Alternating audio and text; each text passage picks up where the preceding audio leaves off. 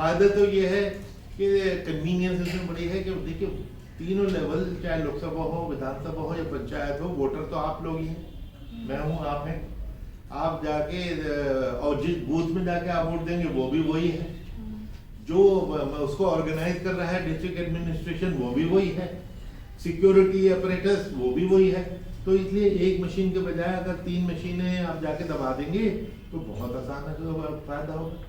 और election commission के लिए तो बड़ा फायदा होगा, एक बार इलेक्शन करा के 5 साल तक मैं गोल्फ खेलूंगा, लेकिन मेरी कन्वीनियंस तो इसका कंसिडरेशन नहीं हो सकता।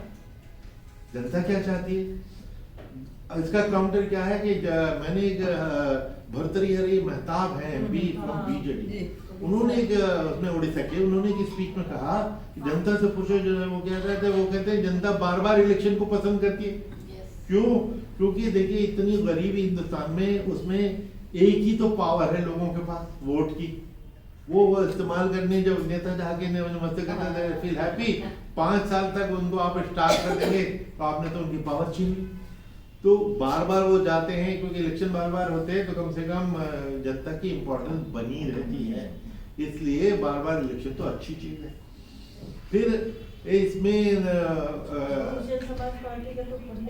है ना, उन्होंने तो कहा बहुजन उन्होंने तो कहा था मायावती ने कि ये तो बार बार इलेक्शन मुझको सूट करता है और इंस्टेबिलिटी सूट करती है, उन्होंने बोला था।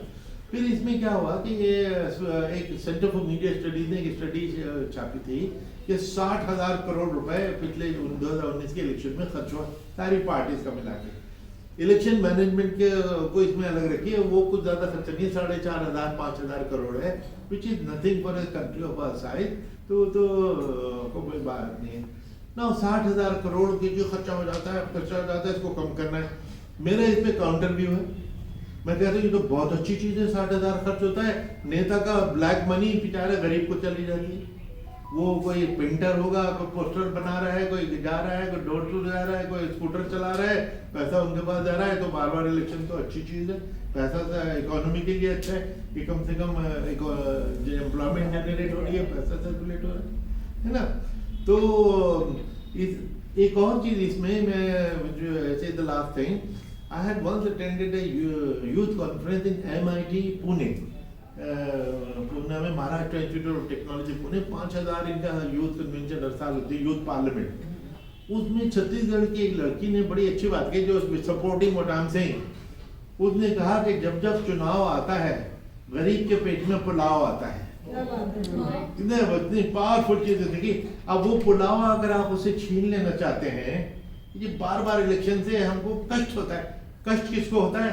सिर्फ 2 पार्टीज को कष्ट हो सकता है, इलेक्शन कमीशन, व्हाट कष्ट, हमारी तो जॉब है, तनख्वाह मिलती है।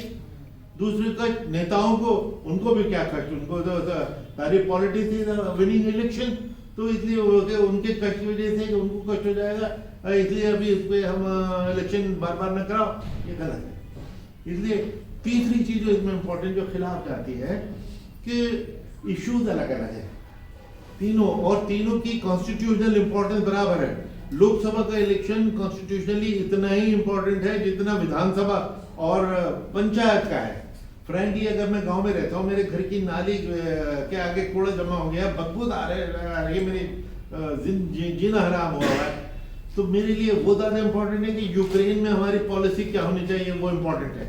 कोई मतलब ही नहीं है, इश्यूज अलग अलग हैं। एक तो इश्यूज मिक्सअप क्यों, और एक लोकल इशू नेशनल इशू से सब्जुगेट क्यों होने दिया जाए, तो ये गलत है जी। इसमें तो जो बेसिकली शायद इंटेंशन यही है कि साहब नेशनल इशू और नेशनल लीडरशिप देख के, तो इसके फिर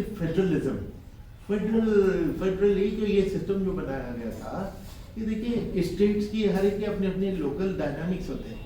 सपोज हमने 1 नेशन 1 इलेक्शन क्रिएट कर दिया, एक लोकसभा 13 दिन में गिरी थी वाजपेयी जी के जमाने में, वो तो फिर भी हो सकता है।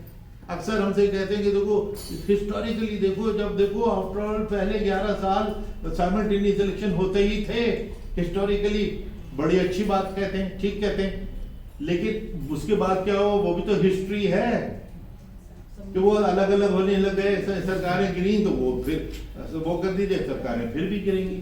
और अब इसका समाधान भाई 10 साल से तो प्राइम मिनिस्टर ने उसको कहा था कि इसके ऊपर नेशनल डिबेट होनी चाहिए जो चल रही है, उन्होंने किसी पे थोपा नहीं था।